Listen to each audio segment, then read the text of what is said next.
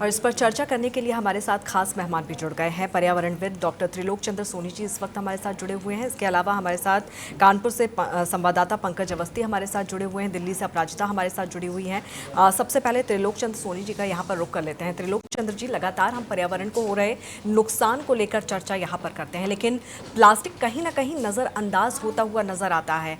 अब जो बड़ी रिसर्च सामने आई है, वैज्ञानिकों का साफ तौर पर यह कहना है कि प्लास्टिक सिर्फ कचरा नहीं फैला रहा, बल्कि इसकी वजह से धरती का तापमान भी लगातार बढ़ता हुआ नजर आ रहा है। हाँ, नमस्कार अंकिता जी। बिल्कुल सही कह रहे हैं। जिस तरीके से आज प्लास्टिक हमारा समाज में फैल रहा है और घर घर की जैसी जरूरत जैसी बन चुकी है, वो निश्चित तरीके से कहीं ना कहीं ये है कि वो आने वाले समय के लिए बहुत घातक है। हमारा खेत खलियान भी खत्म हो चुके हैं इस प्लास्टिक के कारण से। जिन चीजों से हम सामान ला रहे हैं वो सामान तो लेके आ रहे हैं, लेकिन उससे जो जैसा पानी की बोतलें हैं, पानी पी रहे हैं, तो वो हम एक जहर पी रहे हैं। निश्चित तरीके से अंकिता जी, हमको इस ओर जागरूक और प्रेरित होने की जरूरत है, क्योंकि अगर हमने इस ओर जागे नहीं तो निश्चित तरीके से आने वाला जो समय होगा हमारा, वो बहुत घातक होगा। क्योंकि आज लोग प्लास्टिक का इतना उपयोग कर रहे हैं, लोग चेता नहीं रहे और सरकार भी इस पर कोई प्रतिबंध नहीं लगा रही।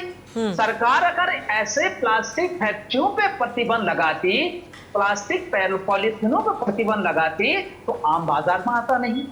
जब आम बाजार में प्लास्टिक नहीं आता तो निश्चित तक घर घर तक नहीं आते। अंकिता जी, हमारे पूर्वज बहुत समझदार थे। वो जब बाजार को निकलते थे, वो अपना झोला पहन के ले जाते थे, अपने झोला अपने साथ ले जाते थे और बाजार से जो भी सामग्री होती थी वो अपने झोले में लेके आया करता था। लेकिन आज जो फैशन के समय में हम आ गए, फैशन में हम चले गए हैं, बिल्कुल खाली हाथ हम एक टहलते हुए मार्केट की ओर जा रहे हैं और वहां से जब आ रहे हैं तो निश्चित तरीके से कहीं ना कहीं जो है कि हम पॉलिथीन में सामान को लेके आ रहे हैं, जो पॉलिथीन का कचरा घर के अंदर हमारे किचन को जो है भी कहीं ना कहीं असुरक्षित कर रहा। तो इसके लिए लोगों को जागरूक और प्रेरित होने की जरूरत है। जन जन को जागरूक और सरकार को सख्त कानून बनाने की जरूरत है। अगर प्लास्टिक कंपनियां ही प्लास्टिक का सामान को नहीं बनाएंगे तो मार्केट में कहां से आएगा वो। अंकिता जी, यहाँ तक कि अब लोग जो घरों में जब सामान ले जा रहे हैं उसको फैला रहे हैं। हमारे गाय खा रहे हैं, उसमें गायों के पेट में कई बार आपने सुना होगा, क्योंकि गाय के पेट में जो है कि जो पॉलिथीन के पैक है। हमारा खेत खलियान जो बहुत अच्छे उत्पादन किया करते थे, उन खेत खलियानों में भी ये प्लास्टिक हमारी जो उर्वरक क्षमता होती है मिट्टी की, बिल्कुल, और यही वजह है कि ये अब वैश्विक संकट के रूप में उभरता हुआ नजर आ रहा है। और ऐसा नहीं है कि भारत में प्लास्टिक को लेकर जो सरकारें हैं वो कई तरह के कदम यहाँ पर उठा चुकी है। खासतौर से सिंगल यूज प्लास्टिक को लेकर सरकार का बड़ा फैसला भी यहाँ पर देखने को मिला था, बैन है यहाँ पर। बावजूद उसके क्या कुछ स्थिति है वो भी हम जान लेते हैं। हमारे संवाददाता हमारे साथ जुड़े हुए हैं। अपराजिता का रुख कर लेते हैं, दिल्ली से हमारे साथ बनी हुई हैं। अपराजिता, भारत में सिंगल यूज प्लास्टिक पर बैन है, बावजूद क्या कुछ स्थिति है? क्या हम अपनी सहूलियत की वजह से न केवल अपनी सेहत खराब कर रहे हैं, बल्कि पर्यावरण के साथ भी कहीं ना कहीं नाइंसाफी करते हुए नजर आ रहे हैं? बिल्कुल अंकिता जी, देखिए प्लास्टिक यहाँ पे समस्या नहीं है, क्योंकि आज के समय में प्लास्टिक का जिस तरीके से यूज़ हो रहा है वो हर एक ऐसा सेक्टर है जहाँ पे प्लास्टिक का यूज़ होता है।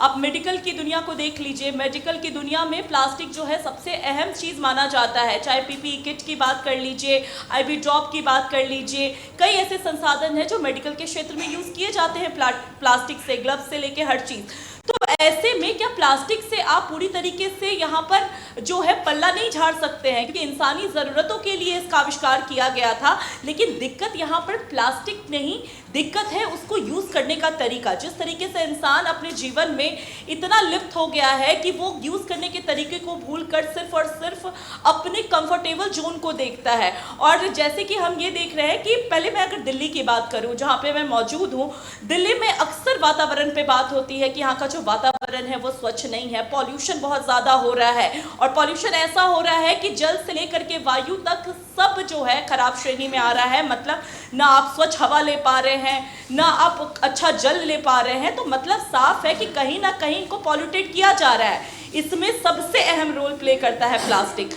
आप समुद्र में देखिए, कई ऐसे मतलब हजारों लाखों की संख्या में प्लास्टिक फेंके हुए मिलते हैं वहां पर। और कई बार ऐसे होते हैं, क्योंकि प्लास्टिक के बारे में ये कहा जाता है अंकिता जी कि प्लास्टिक का अस्तित्व आप नष्ट नहीं कर सकते हैं, वो माइक्रो प्लास्टिक बन जाते हैं। अगर प्लास्टिक को आप जलाते हैं तो वो पूरी तरीके से समाप्त नहीं होता है, वो छोटा कण बन जाता है जिसको माइक्रो प्लास्टिक कहते हैं। और वो 5 mm से भी छोटा होता है, जिसे कई बार आंखों से नहीं देखा जाता है। और उससे भी बड़ी समस्या है, जो रिसर्च की दुनिया है जब इस पर रिसर्च कर रही होती है तो उनको हिमालय में प्लास्टिक का कण नजर आता है, इंसान के फेफड़ों में नजर आता है, जानवरों के अंदर। लेकिन उससे भी बड़ी बात चौंकाने की ये है कि प्लासेंटा में भी नजर आ रहा है, यानी कि जो बच्चे पैदा लेने वाले हैं उसके अंदर भी वो कण जो है छोटे छोटे प्लास्टिक के वो पहुंचे हुए रहते हैं। अब आप इसी से सोचिए कि ये कितना खतरनाक हो सकता है। तो जो ये सिंगल यूज प्लास्टिक है, जैसे पॉलिथीन हो गया, स्पून हो गया, खाने पीने की चीजें हैं, पैकेट्स हैं, इसका बहुत धड़ल्ले से यूज हो रहा है। सरकार कई बार कहती है कि जो इंसान है वो जूट का बैग ले ले, कॉटन कपड़े का बैग बनवा ले, ताकि अगर सब्जी वब्जी आप लेने जाते हो तो आप इसका यूज करिए। लेकिन बावजूद इसके दुकान से लेके इंसान के घरों में आपको प्लास्टिक बड़े तादाद में मिलेगा। और उससे भी बड़ी बात है, लोग खुले में से जला देते हैं। खुले में जलाने की वजह से ये जो छोटे छोटे कण हैं हवा में फैलते हैं और ये वातावरण में भी एक हीट ट्रैप बनाते हैं, जो कहीं ना कहीं अब जो हीट वेव आ रहा है उसका भी कारण बन रहे हैं। बिल्कुल, और ऐसे में लोगों को भी समझना चाहिए और सरकार को भी सख्ती यहाँ